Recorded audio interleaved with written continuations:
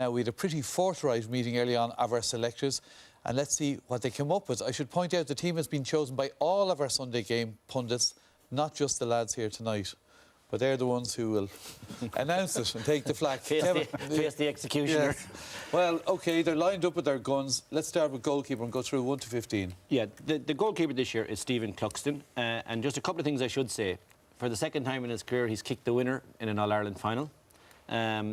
He's Dublin's second highest scorer with 16 points behind Bernard Brogan in the 2013 championship. And of course, the main thing is the kickouts put him on a level that all the other goalkeepers have to aspire to. Fantastic, fantastic goalkeeper. Brilliant, OK. Right corner back, Eamon. Right corner back, we went for Colin Walsh, Monaghan's Colin Walsh. They had a fantastic Ulster campaign this year, did very, very well, and he was one of their standout players at cornerback. OK, well done to him. Full back. Full back, we went for a man who has been on the edge of square for Dublin, Rory O'Carroll. And I think, Des, you know, in terms of full backs, you've Dermot Deasy, Paddy Christie, Jerry Hargan of this world. He has been solid on the edge of the square for Dublin for the last few years, and you know he's been a great player and a great servant at Dublin, and he fully deserves to be recognised in this team. Great, OK, and we go to left corner back then.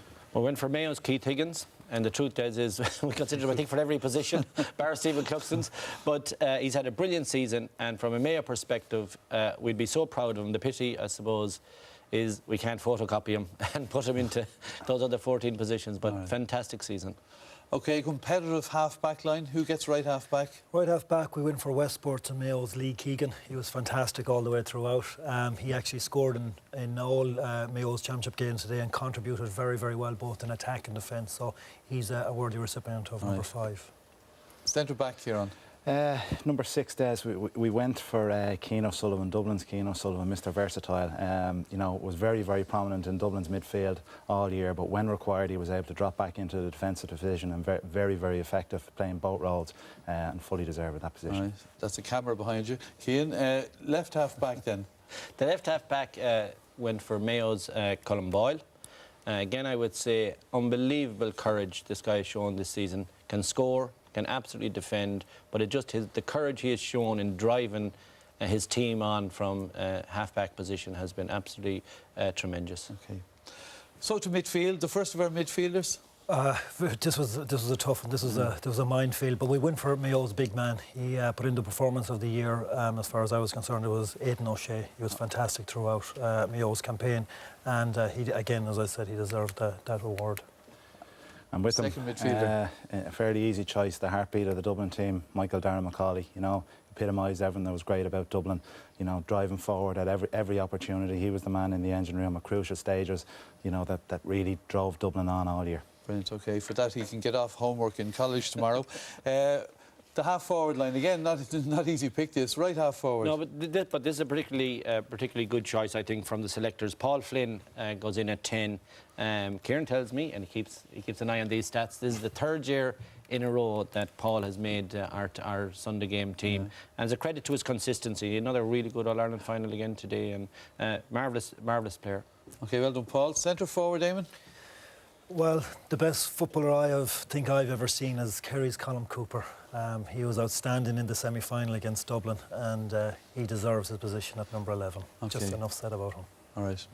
Number 12. Number 12 generated a lot of debate, Des, and we went for Sean Kavanagh. That's because numbers 8 and 9 generated a lot of debate. Absolutely, and you know, Sean Kavanagh was very, very good for Tyrone, man of the match in many of their games. He drove them on, kicked a lot of very, very good scores all year, and he was Tyrone's main man. Did Joe Bradley vote for him? We must check. We must check that, actually. the full forward line, Kevin. Well, the full forward line, I'm delighted to say that Kerry have got another man in here in James O'Donoghue. His performance in the Munster final, but especially in the All-Ireland semi-final. Now, you know, he really took the game to the current champions, the new champions, and he was marvellous in that game. The skills he showed and the clinical finishing with the Kitog was really marvellous to behold. And I think he gets in there. We're all agreed he's a great choice at 13. OK. Number 14 then, Eamon? Number 14 was Dublin's former Player of the Year. He came in for a lot of criticism at the start of the championship, but he really got better as the year went on. It's Bernard Brogan. He's fantastic again today.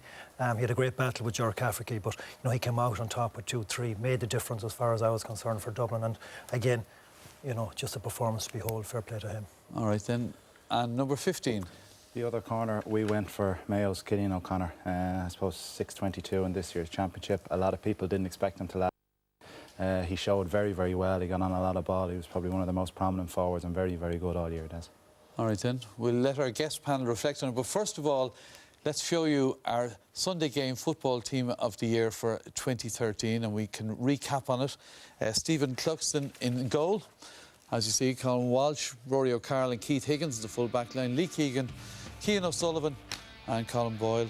And looking and doing the counting on it, there are 6 dubs in the team, 5 from Mayo, 2 from Kerry, 1 from Monaghan and 1 from Tyrone. So 5 counties represented, 6 dubs, 5 Mayo, 2 Kerry, 1 Monaghan and 1 Tyrone. Now, this is the bit I'm looking forward to most. We're going to invite our guests to react. So Alan, Mark and Philip, you've had a chance to have a look at the team of the year. So Mark, if I start with you, I mean, obviously there's a lot more than 15 players in contention. Who are the unlucky ones for you? Well, I was just looking, Des, and I'm not too happy with that full back line now. There's no Shay missing from it, is there? Yeah, no. Look, it's nice to have 2 Kerry fellas there. I think Colm and James are well deserving of being on the team. I think it's a fair team. I think maybe, you know, James McCarthy, Cian Mackey and Ger Cafferty have may feel hard done by, you know, because I think they had great years, you know. Ger was marking Bernard Brogan today, as you said. They had a great battle, and I think that you know, Bernard is just so difficult to mark. You try and keep an eye on him for 70 minutes, and you know, he got the flick to the goal today. He's very elusive, and Ger. But I thought Ger did a good. He actually played well on him as well. So I think Ger Cafferty would be the one man who I think maybe he might feel hard done by. Okay. Philip, feel free to complain here now. I think with my Ulster hat on, I think Conor McManus had a fantastic year for Monaghan. He was really led from the front, especially come the quarter-final stage as well. He was so close. Personally, it's tough to leave anyone out of that full forward line, but, and again, people's definitely going to say I'm biased to Ulster teams, but Cian Mackey I thought was fantastic. The improvement that Cavan made this year, and he was one player that was going to leave the country and go travelling, but they got him to stay and play football, and to make room for him, personally I'd have played the 2 best midfielders in the country. I'd have picked both of them in midfield. That would have been Sean Cavan, and the person who I thought was the player of the year was Michael Darragh Macaulay. So 2 Ulster men I think could feel a little hard done by. Okay. And we'll get reaction on this.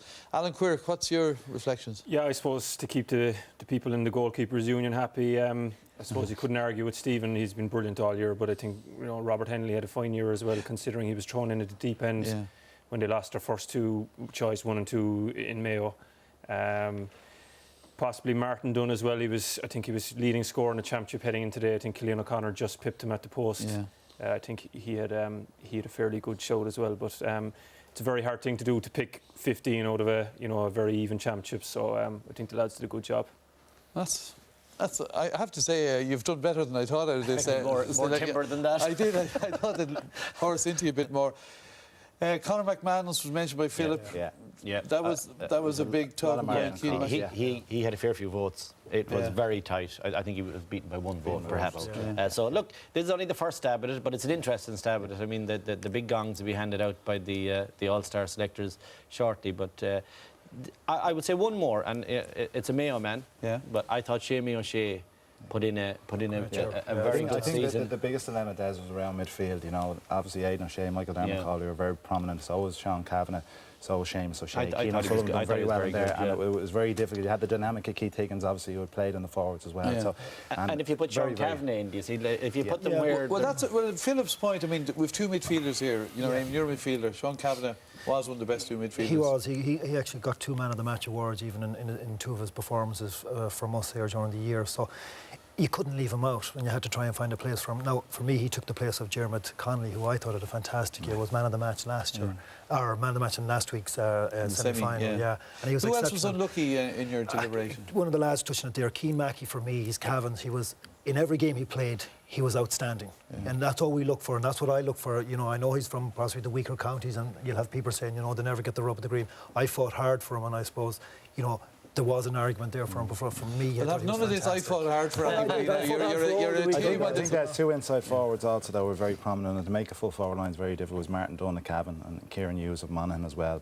both very prominent for their teams. And His brother, 10 doesn't go into his 6. brother Darren Hughes at midfield for Monaghan was he put in an outstanding Ulster final. Somebody said James McCarthy. I think it was you, Mark. that Yeah, said Mark thought James McCarthy, was very close as well. Yeah. He had a great championship in many respects, so he was very cled too. All right. He nudged in ahead of Tomás O'Shea. Obviously, you can tell them when you go home, Mark. I had nothing to do with the selection. Yeah, when the fellas start denying they've anything to do with it, you know we're in trouble.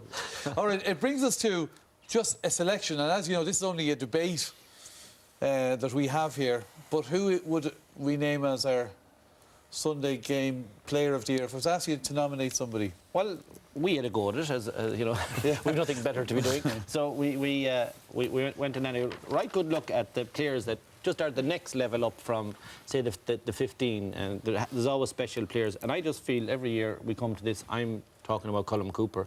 And he's our nomination. Our first nomination is Colm Cooper because he's a genius of the game. And we were privileged to see the display he put on against Dublin, especially in the first half. I mean, I've never seen anything like that in all facets of the game.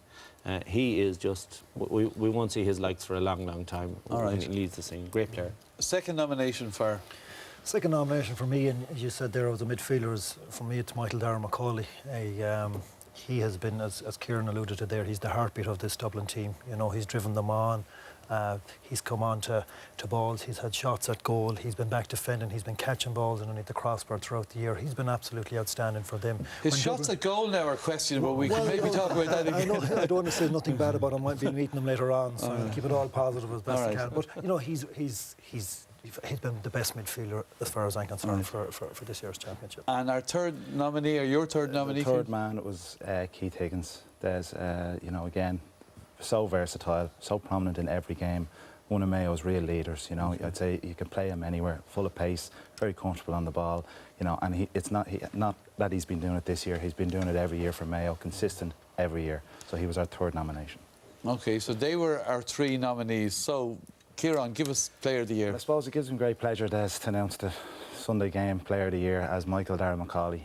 You know, this guy came into the Dublin panel, I suppose, probably later in terms of his age profile. I remember him coming in for a few trials, and he's just been a phenomenal part of the team. As we said, the heartbeat of the team. He, you know, when things are going against Dublin, he's one of the leaders that always steps up in the middle, and he's been phenomenal for Dublin all year. Did he mark you in training when he came into the squad? Yeah, he did. Yeah, I remember him coming in. You know, Threw the balls out to you. Absolutely. But no, he came in, you know, for somebody late developer, because he wasn't that big when he came in for trials, 21, 22, and the guy has just exploded, and he's so physically strong, and his energy, how he can get up and down that pitch is quite phenomenal, and he epitomised everything that was good about Dublin this year. Can I make a very quick point? We were just talking to you earlier about it. His emergence, I won't say out of nowhere, but like to national prominence in a season or two. We were talking about this the other night.